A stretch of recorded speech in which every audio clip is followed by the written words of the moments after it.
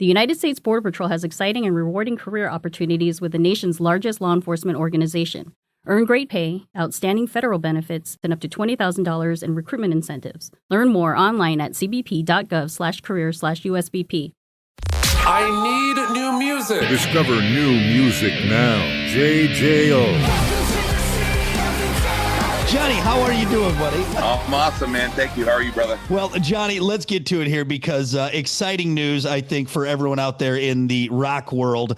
Brand new music from Hollywood Undead. You just dropped your 8th studio album, Hotel California, current single. And I'm just going to list some highlights here, and I want to get your take on this. A billion plus global streams, debut album Swan Song, certified platinum. You guys have millions and millions of subscribers, millions of YouTube views. You have platinum selling albums, topping rock charts. And here we are now, 8 albums in with Hotel California.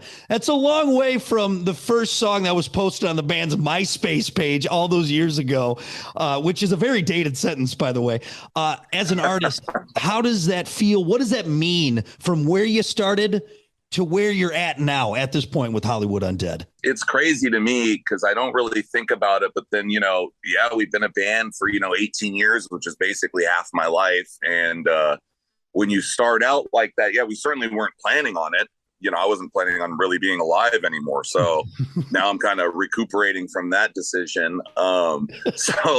It's crazy, man. Well, first off, you feel blessed. You feel lucky. Like this is what we wanted to do from the time we were little kids growing up together. So to be able to do it this long, that's crazy. Of course, we're with Papa Roach right now. So we still feel like young bucks compared to those dudes. But it's crazy, man. And the fact that we still get to do it and still make music. And obviously I have nothing but I'm stoked on it, and I couldn't be more grateful. But it certainly wasn't part of the plan when we started. Did you guys kind of have this, we're gonna just go out there, we'll have some fun, we'll horse around, and then I don't know, go back and work construction to do something like that? It's funny because we used to sell weed. We'd trap in LA, and that's how we funded the band in the beginning. And then we always did it. We never stopped. So it was always either hey, should we keep selling drugs or do the band? So we just kept doing both. So now we do music and sell drugs. I think that's every childhood dream right there. That's during career day. But we're fully legally integrated now. Before it was all, you couldn't do that. Now we have licenses.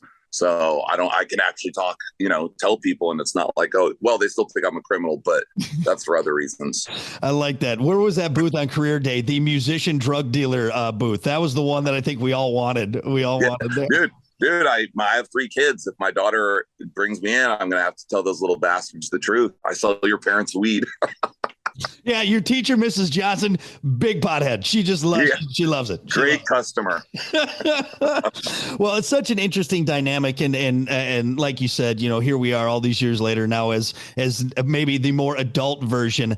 And with 8 albums in, there's got to be, or maybe not, I don't know. Is there a point where you're like, oh, man, if we don't recreate Swan songs, if we don't recreate some of this early stuff, we're going to be letting people down? Is that ever something that maybe is in the back of your mind when you get into the studio? No, never. I've never once considered that, although we've heard it. The most common one we get is Another American Tragedy, which was our second album. That's our most popular record, I guess. So we get that sometimes, but never has it entered our field of vision, because I would rather not be in a band at that point if we were just making the same records again. That doesn't sound fun at all. And the funny thing is, I always tell people who say that, if you did that, then people are just going to be like, oh, dude, this is the same record you already made. It's there really is no, it's a fine line. So we'd rather not make music than make the same music. So we're going to keep doing what we do until the wheels fall off. And if there comes a day where people are like, hey, we don't want to listen to this anymore, that's totally cool with me too. Seeing as how the new album is doing quite well, I don't think you guys have to worry about that yet at this point. So those wheels are still on, still going, man. They're still on, dude. They're all flat, but they're still rolling. That's right. They'll get you to the gas station. You'll be all right. Yeah. Let's talk about Hotel California. Obviously, the current single, City of the Dead.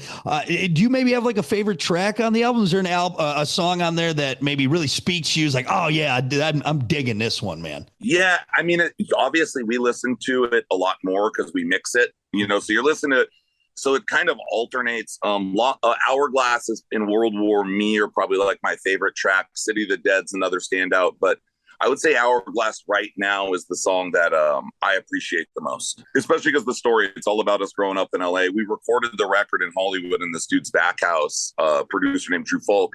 And it was literally a few blocks from where me and Jay grew up. So really, so we wrote the song based on that, coming full circle. And we're back in the same neighborhood we grew up in all these years later, recording music. So it was kind of the whole, that feeling nostalgia and childhood poured itself into the track. So it's special to us, What is special? And I know there's a lot of great music coming from all over, but I think there's something unique about California. And maybe you guys have seen that because of the diversity in the music scene and what you guys saw and your influences. Did you pull a lot of that from being California boys and that come through the music? Well, honestly, most bands from California aren't actually from California. A lot of people move there. So we always kind of considered them imposters, because California is the OG expat state where everybody moved to who wanted to be in entertainment.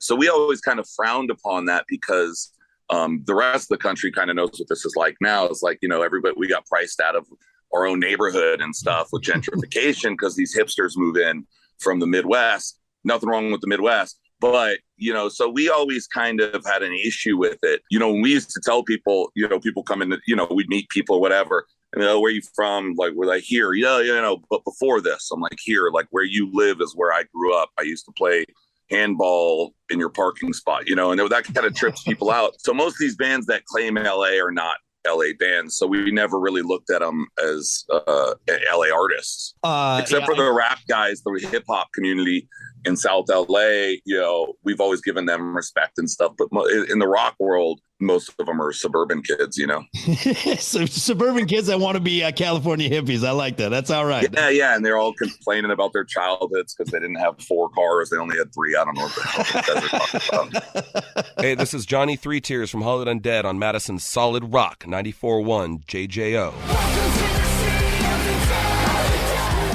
Now, you brought up the rap community there, especially in California, and obviously you see those influences in Hollywood Undead. And when I was doing my my little bit of research for this, and I was kind of in the genre category, which I don't know if you've ever looked at what you guys are labeled under, because obviously it starts with rap rock, you got new metal, you got rap metal, crunkcore, which I didn't know was a thing, you got rapcore, horrorcore, metalcore.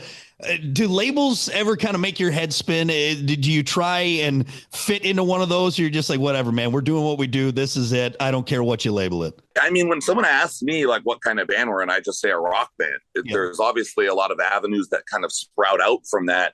But all this, core that, I don't even know what the hell any of it means. We're certainly not crunkcore. I don't know. Well, I guess I'm supposed to have to find out what that is before I say we're not that. But no, I always looked at it like, we've always considered ourselves more of like an amalgamation of like the Beastie Boys and 9 Inch Nails, where there's the hip hop influence, but it's more old school with like industrial, we had heavy guitars, we're big 9 Inch Nails fans. So we never considered ourselves new metal or rap rock or any of the umbrella terms. We just kind of made what we wanted to make. And I don't think we really emulate anyone.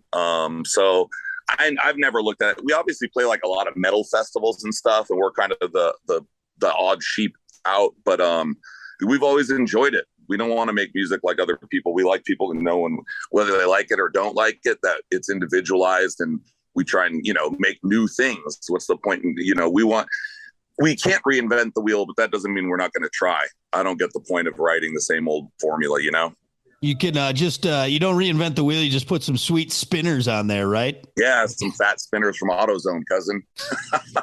The ones that you just stick on. You don't actually. Yeah, they're plastic. That's what I'm saying, dude. It's not classy, but they're there. They're spinning, bitches. That's right. And you still get a few looks. You pick up some chicks with those. You'll be fine. Yeah, dude. They're drunk enough. They'll get in. They'll get in there. Hey, check that out. And again, you mentioned those influences from the hip hop world, especially in California. Why do you think those two genres blend so well? Why has it just been that rap, that hip hop, and that rock, that metal, those worlds colliding so well? I think because they're both heavy in subject matter. Like there's no airiness to either music. You know, their stories, and usually they're dark stories, so they can kind of marry each other in a good way.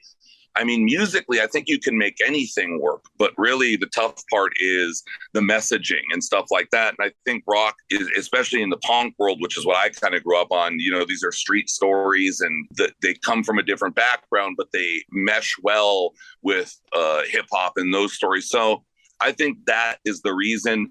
Musically, I think you can kind of make anything work. You might not like it, but you can make it work. But I think it's more about messaging than anything else. You can technically go back all the way to, I guess, Aerosmith and Run DMC in the early days of that. But, well, we are so excited to have brand new Hollywood Undead again. Hotel California with a K, by the way. If you search with a C, you're not going to find. You'll get that Eagles album, which is fine. That's good, but that's not what you're looking for. No, they sold enough copies of that thing. That's right. It's our return. I like it. How is touring for Johnny in 2022 as opposed to MySpace Johnny? Do you got to do a little bit more stretching before you guys get out there, or a little more Ben Gay? A little bit less Coke, a little maybe more beer, less liquor, you know, minor differences. More light beer instead of the full stuff. I like. That's right. That's okay. I can't. I got to drink the Miller 64. I don't know. You know, it's more about that than anything else. But yeah, no, it's definitely different. You know, now I have to FaceTime at night and help my kids do their homework, where before I wasn't doing homework. I can tell you that. Okay, so there's a question for you.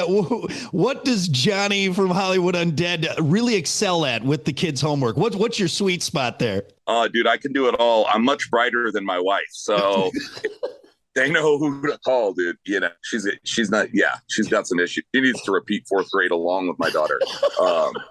So no, I actually excel at that. I was actually always really good in school, so it wasn't all a waste. So I can help them. They got new like Common Core and all these new systems, which annoys me. And I've kind of argued with their teachers and stuff, but they hate it too. There's just nothing you can do. So, you know, it's a nice refresher course, dude. I can do balance my checkbook again now from my kids' homework, you know? Very nice. So if Johnny has 3 bags of weed and he sells you 2 bags of weed, how many bags of weed does Johnny have left? And he smoked that shit up. He didn't sell it. That's his. Get high on his own supply. Oh my God, I love it. I want to do homework with you someday. That'll be great. Well, again, everyone, Hotel California from Hollywood Undead. It is out there now. The current single, City of the Dead. If you haven't heard it yet, what the hell are you doing? It's just fantastic, and everything that we love about Hollywood Undead back in our ears. Well, before I let you go, we're going to do a real quick rapid fire. Okay. Now that we got the important stuff out of the way, I want to get to know you even more. And there's no wrong answers on this, so just go with your heart. First one, tacos or burritos? Burritos. Would you rather see Bigfoot or the Loch Ness Monster? Bigfoot. Actually, let me change that, because you're a California boy, so you're close to Mexico. Would you rather see Bigfoot or El Chupacabra? Bigfoot still. I'm scared of the Mexican monsters. they're different down there. Yeah. Would you rather fight 3-foot Mike Tyson in his prime or a 10-foot tall Queen Elizabeth in like her 80s? Queen Elizabeth. Mike Tyson will mess me up at like 1 foot. Lastly, would you rather have wiener-sized nipples or a nipple-sized wiener? I got to go with the nipples, dude. That would really suck. And girls like nipples, I've heard. Maybe. I don't know. Actually, I've never heard that. I'm just hoping. I have a good authority. I've heard it. I've read about it. That's good. Again, no wrong answers on this. Johnny from Hollywood Undead, thank you so much for the time, man. I appreciate it. This was a lot of fun. And again, everyone, Hotel California, it's out now. Hollywood Undead, City of the Dead, the current single. Get out there, get it, listen to it, rock out to it. You're going to love it. Hey, my pleasure, man. Hope to talk to you soon, dude. We'll be around. This is the JJO Discover New Music Podcast. Listen, rate, share, subscribe.